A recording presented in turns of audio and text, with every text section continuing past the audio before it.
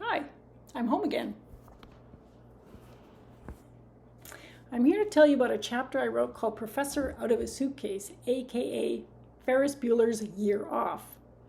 My name is Lengelle and I'm a professor with Athabasca University and a researcher with the Hague University.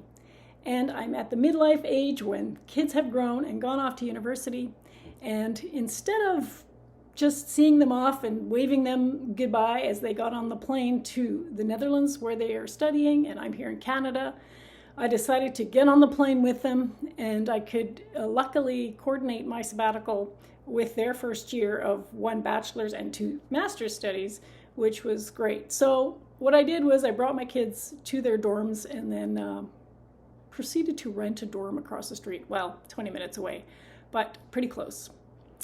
But this year was more than about the empty nest. It was about a number of things that are really important to me, and I want to tell a little bit about the story of my identity development. So I've just showed you the suitcase and what I have in it, and there's a list in the chapter that includes that, but I'm just going to read you a little bit from the chapter so you get the idea, and then I'll talk a little bit more.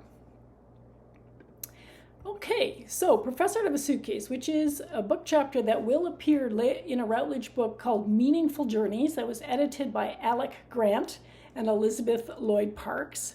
Great working with them on this. And it's a whole series of meaningful journeys in various ways, religious and non-religious.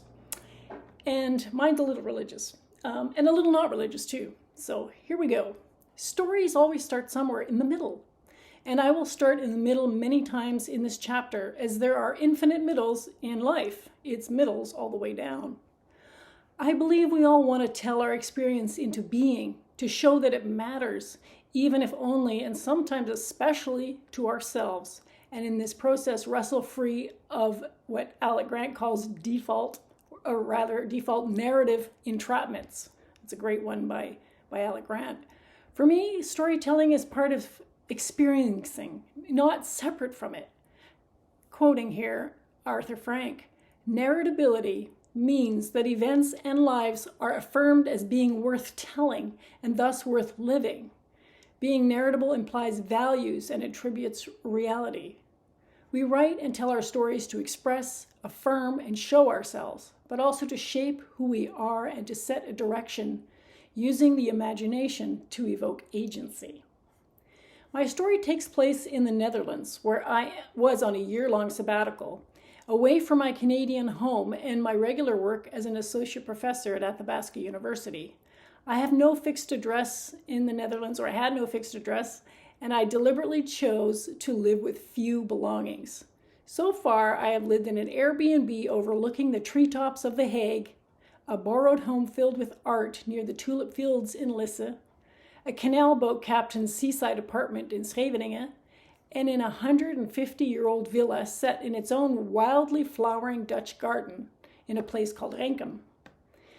My motivation for telling an extended story about myself that engages with several major themes like minimalism, health, and spirituality, using writing the self as my method, is to explore and underscore the tensions that are part of storytelling and identity in the middle of life. By writing, I am expressing an underlying desire for authenticity and serving that aim through dialogically driven storytelling. Arthur Frank describes authenticity as not static and representing a longing for present ways of living. I believe we are perpetually in the middle of articulating an emerging identity via internal and external conversations. In this chapter, I will make use of concepts from the Dialogical Self Theory, or DST, by Hermans, which views the self as a dynamic multiplicity of voices or I positions in the landscape of the mind.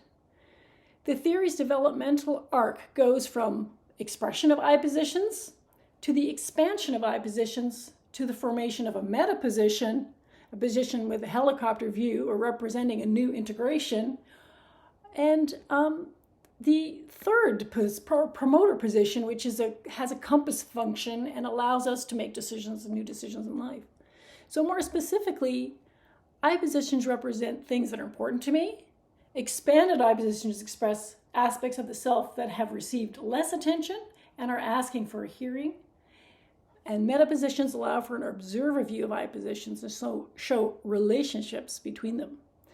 And the third position, or promoter position, is capable of generating more complex and creative integrations of the self and empowering a person to move in directions that feel aligned with the new integrations. I note some resonance here between Jung's transcendent function and the third position, as it too does not default to an either-or, but represents a third principle, a creative resolution that holds the tension of the opposites. So in my self-storying, I want to give space to parts of my identity that I experience as contraries or tension producing. For instance, I as academic, while also I as spiritual agnostic. Can those two things go together in some way? Is there a transcendent position? Or are they polarized in some way? Or I as midlife woman, but not wanting to fall into the stereotypes. I didn't want to speak about hot flashes and empty nesting and the sadness of empty nesting, and I didn't want to talk about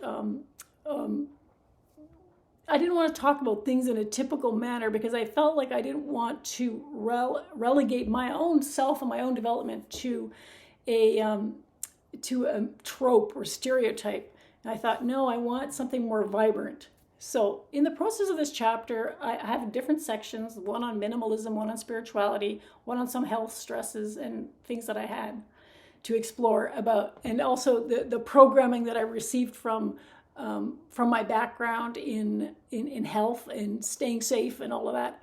And also exploring this idea that maybe in academia we can speak about our spirituality more openly in ways that don't make it into some mumbo-jumbo esotericness or any kind of dogmatic thinking, but that we, as intellectuals, also have a desire for meaning-producing beliefs and senses that go beyond just the rational materialistic paradigm, which I think has been sort of the religion of academia, unfortunately, and doesn't allow for more nuanced sort of experiencing. So that's one of the things I wrote about too. In part because I noticed that some of my colleagues who were born in the 1950s and were raised through the 60s and 70s, even though some of them maybe have done their psychedelic trips back then, many of them also went into thinking that if you have any kind of religious belief that is old-fashioned, irrelevant, provincial, and all those kind of adjectives that are rather negative. And I think that those things are actually polarizing us also in the world right now. So I find it an interesting topic to explore, like, can academics speak about their own spirituality, what is meaningful to them, etc. So anyway, that's one of the topics I cover, and I use, like I say, the dialogical self theory to look at my identity development along the way. And I really enjoyed the process. Hope you'll read the chapter. I'm happy to speak about it, of course, in a presentation, which we'll be chatting with each other here at the 2024 ISAN conference about that.